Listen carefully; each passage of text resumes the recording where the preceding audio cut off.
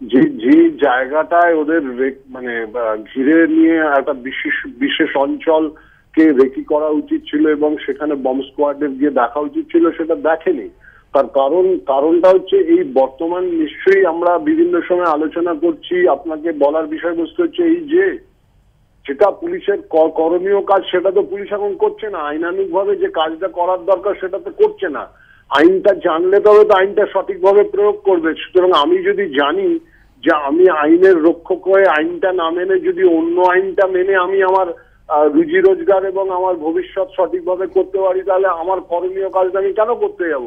আমি একটা নির্দিষ্ট ছাতার তলায় থাকলে যদি আমার চাকরি সেফ কাস্টডিতে থাকে, তাহলে আমি কেন এই কাজ করতে যাব? মানুষ বোমা ফাটছে ফাটুক, মানুষ মরছে মরুক, আমার নিজের সম্পত্তি, আমার নিজের বিবেক বিসর্জন দিয়ে আমি যদি আমার ভবিষ্যৎটা উজ্জ্বল করতে পারি তাহলেই তো হয়ে গেল।